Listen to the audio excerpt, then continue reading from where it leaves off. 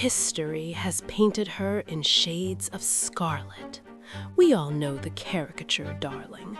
The seductress, the witch with a sixth finger, the other woman who bewitched a king, broke the church, and tore a kingdom apart just to wear a crown. For 500 years, the world has called her a villain. But lean in closer. Forget the history books written by the men who hated her.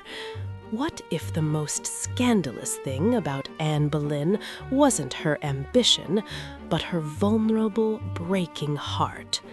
Because the truth whispered behind the closed doors of the Tudor court was far more tragic than the lies shouted in the streets. Anne wasn't just playing a game of thrones, she was fighting for survival in a gilded cage she built herself. And today, we are going to unlock it. To understand Anne, you have to understand that she was never meant to be just an English rose. She was crafted in France. Imagine, if you will, a teenage girl sent to the most sophisticated court in Europe, while English ladies sat in drafty castles doing needlepoint.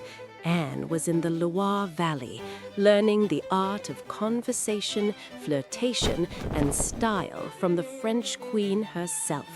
She learned that charm was a weapon and beauty was currency. When she returned to the damp, serious court of Henry VIII, she must have felt like an exotic bird set loose in a flock of pigeons. She didn't look like the pale, golden-haired English ideal. She was striking. Dark, intense eyes, black as night, they said, and olive skin. She didn't just walk, she glided.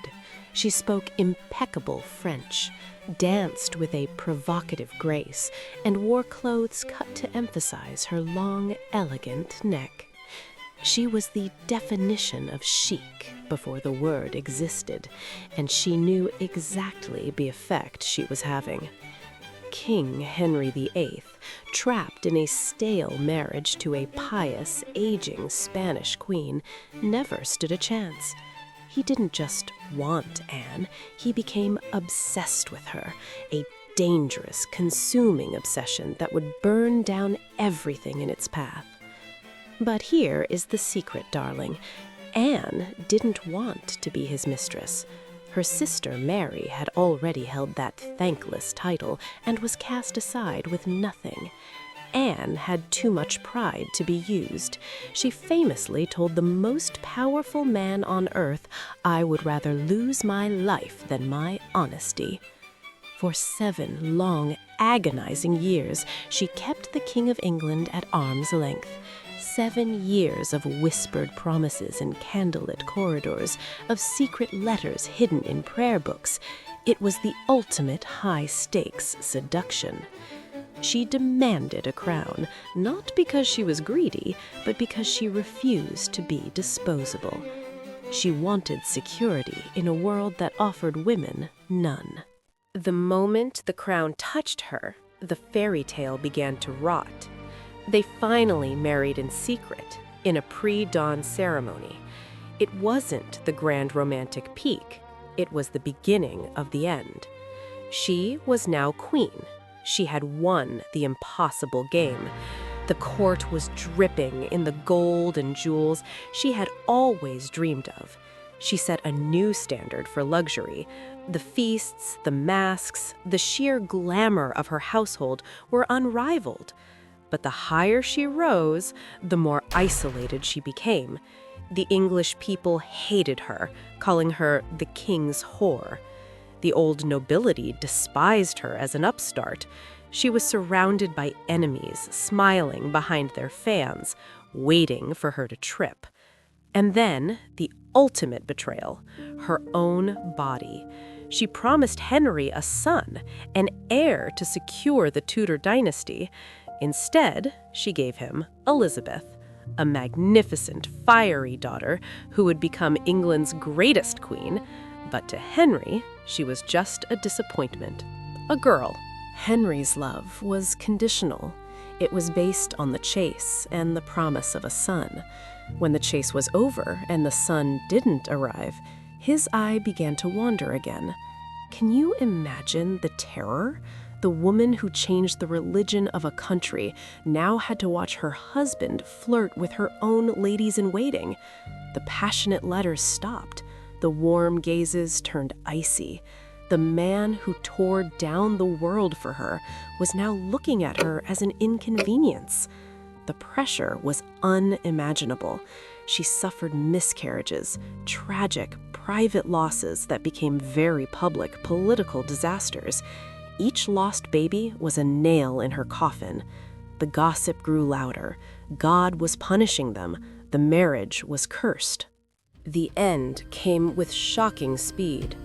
Henry wanted out, and unlike a modern divorce, a king in the 16th century needed a reason that would leave him blameless.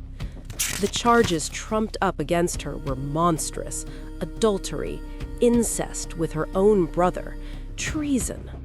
They were lies so disgusting, so absurd, that they were designed to dehumanize her completely, to turn the queen back into the witch. She was arrested in broad daylight and taken down the Thames to the Tower of London, the same fortress where she had stayed before her coronation, dreaming of glory. Now she was entering through the Traitor's Gate. Even in the tower, facing death, Anne remained incredibly chic. She requested her best dresses. If she was going to die, she would die like a queen. She joked nervously with her captors, a desperate attempt to keep her famous composure.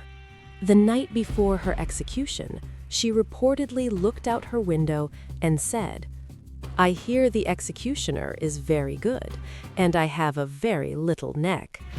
It was a moment of dark, heartbreaking humor from a woman who knew her part in the grand tragedy was almost over. On the final morning, she didn't wear black. She chose a robe of dark gray damask over crimson, the colors of martyrdom.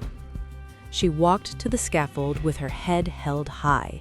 She gave a speech of stunning dignity, refusing to curse the king who murdered her, perhaps to protect her daughter Elizabeth.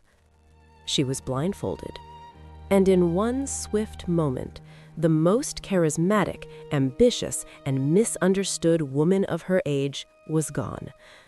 She was 35 years old. She wanted love, she wanted security, and she dared to want power. The world has spent 500 years calling her a scandal. But perhaps, darling, Anne Boleyn was just a woman who flew too close to the sun, and we are still mesmerized by the beautiful, tragic way she fell.